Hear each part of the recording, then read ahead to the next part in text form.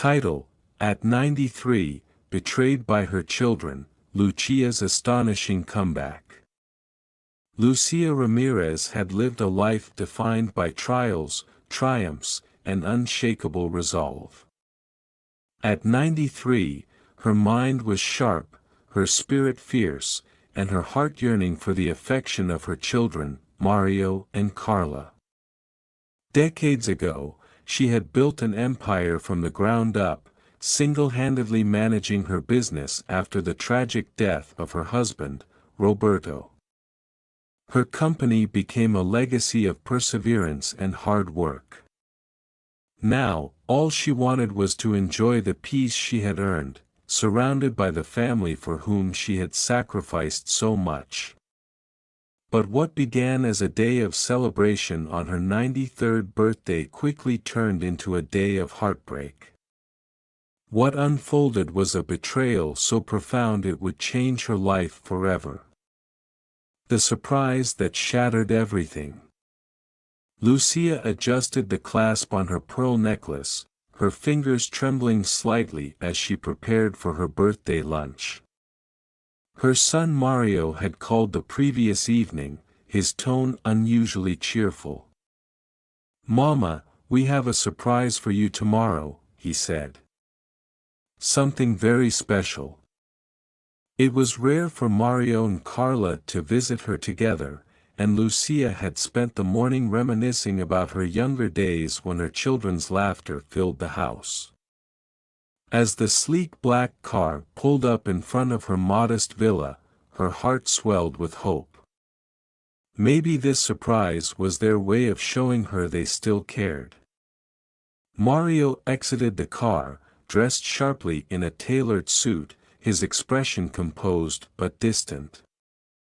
Carla followed, her manicured nails tapping away on her phone, barely glancing up as she greeted her mother.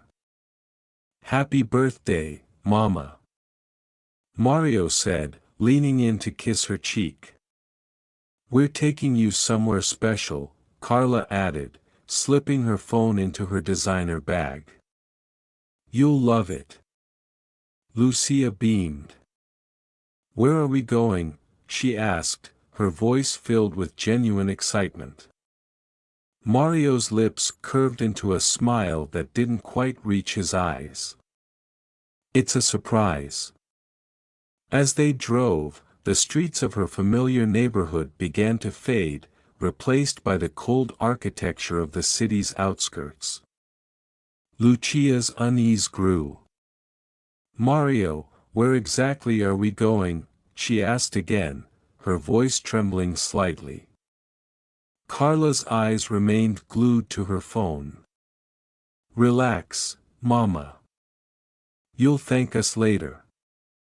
The car turned sharply into the driveway of a large, imposing building.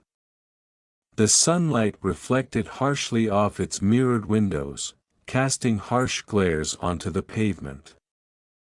The sign at the entrance read, "San Vicente Residence for the Elderly."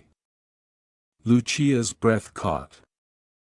"What is this place?" she asked, her voice trembling. Mario parked and stepped out, opening the door for her. "Mama, this is where you'll be staying," he said, his tone measured. "You need specialized care now. This is for the best." Lucia's heart raced. "What are you talking about?" she demanded. "I don't need this. I want to go home. Take me home now." Carla placed a hand on Lucia's shoulder, her expression softening slightly. "Mama, you'll have everything you need here. A comfortable room, people to help you. It's for your own good." Tears welled up in Lucia's eyes as she looked at her children. "Please, don't do this. I've taken care of myself my whole life. I don't need this. Please." But her pleas fell on deaf ears. Mario and Carla exchanged quick words with the receptionist before guiding Lucia toward the elevator. The cold, metallic walls of the building seemed to close in around her. Each step felt like a march toward imprisonment. When they reached her room, Lucia was greeted by a nurse with a professional smile and a clipboard in hand. The space was small and impersonal, with sterile white walls and a single window overlooking the parking lot. It was devoid of warmth, devoid of life. "This is your new home, Mama," Mario said as he placed her suitcase on the bed. "You'll get used to it." Lucia's tears streamed freely now. "How can you do this to me?" she whispered. "I gave you everything. Everything." Carla avoided her gaze, muttering, "It's for the best."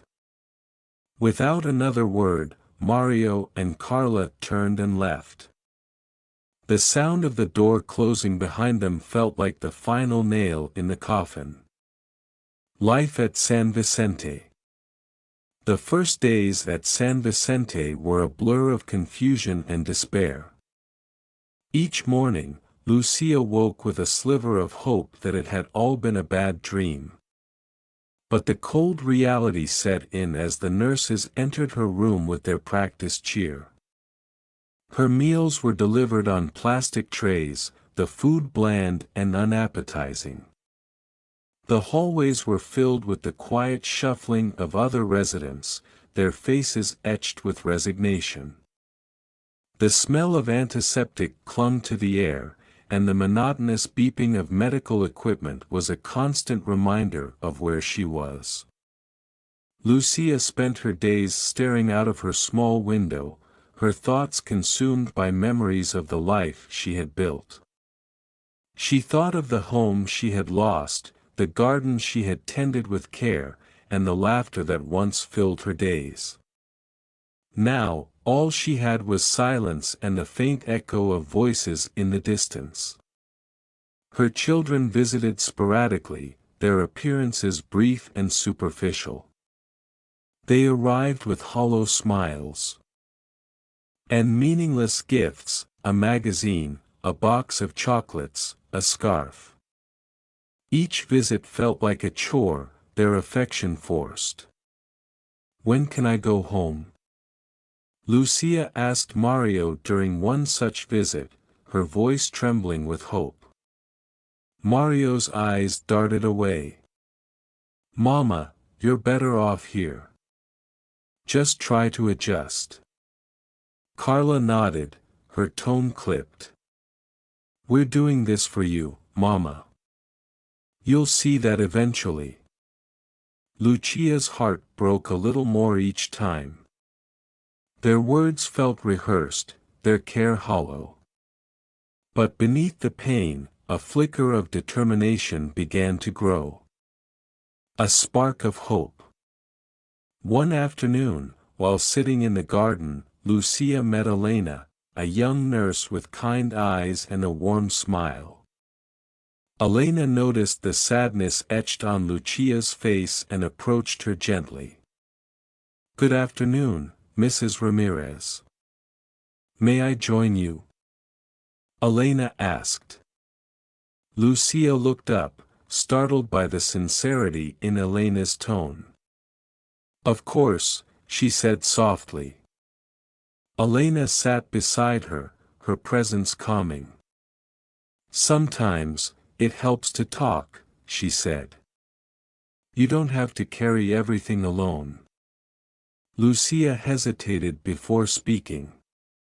Slowly, she began sharing fragments of her story, her late husband, the company she had built from the ground up, and the betrayal that had brought her to San Vicente. Elena listened intently, her empathy shining through. "You're stronger than you think, Mrs. Ramirez," Elena said, her voice steady. "And you're not alone." For the first time in weeks, Lucia felt a spark of hope. Elena's kindness became a lifeline, giving Lucia the strength to begin thinking about reclaiming her life. Daniel's return. Several weeks later, a surprising visitor arrived at San Vicente. Lucia's youngest son, Daniel, had returned from abroad, his face a mix of guilt and determination. Unlike his siblings, Daniel had always been different, empathetic, caring, but distant due to the family's toxic dynamics. "Mama," he said, his voice trembling as he entered her small room. "I'm so sorry. I should have been here sooner." Lucia's eyes welled with tears. "Daniel, you came back," she whispered, her voice choked with emotion. "They've taken everything from me. Your brother and sister, they." Daniel knelt beside her, taking her hands in his. "Mama, I know. I'm here to make things right."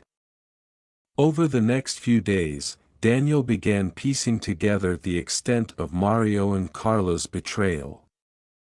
Financial documents revealed embezzlement, forged signatures, and unethical sales of company assets. With Elena's help, they formed a plan to expose the truth and restore Lucia's dignity. The confrontation. The climax came during an award ceremony organized by the company to honor Mario and Carla for their contributions to the business. Daniel ensured that Lucia would be present, armed with irrefutable evidence of their wrongdoing. As Mario stepped onto the stage, the applause was interrupted by Daniel's voice booming through the microphone. "Stop," he commanded, striding toward the podium. The room fell silent as Daniel held up a folder of documents. "Before we celebrate these two, let's reveal the truth," he declared. "Fraud, embezzlement, betrayal. It's all here. They didn't just steal from the company, they stole from our mother." Gasps rippled through the crowd as Lucia stepped forward, her posture regal despite her frailty. "I trusted you," she said, her voice steady but filled with pain. "And this is how you repay me." Mario and Carla's faces turned pale as the evidence was laid bare. By the end of the evening, they were escorted out in disgrace, their reputations in ruins. A new beginning. In the months that followed, Daniel worked tirelessly to rebuild the family business, restoring its integrity and honoring his mother's legacy. Lucia, finally free from the weight of betrayal, began a new chapter of her life. With Elena by her side, she traveled to the places she had always dreamed of visiting, the rolling hills of Tuscany, the sunlit streets of Seville, and the vibrant markets of Marrakesh. Her journey became a testament to resilience and redemption, a story of triumph against all odds. On a serene afternoon in her ancestral village in Italy, Lucia stood on a balcony overlooking the lush countryside. The golden rays of the setting sun warmed her face as she took a deep breath of the crisp air. The hum of life in the village below reminded her of simpler, more connected times. Elena joined her, holding 2 cups of freshly brewed espresso. "Mrs. Ramirez," she said, handing her a cup, "you've come a long way. How do you feel?" Lucia smiled softly, gazing at the horizon. "For the first time in years, I feel free. Truly free. Life tested me, but it also gave me the strength to rise again. I'm ready for whatever comes next." Her journey had not just been about reclaiming her life or her legacy. It had been about rediscovering herself, her strength, her dignity, and her capacity to live fully. Lucia knew her story was far from over. And this time, she would write each chapter on her own terms.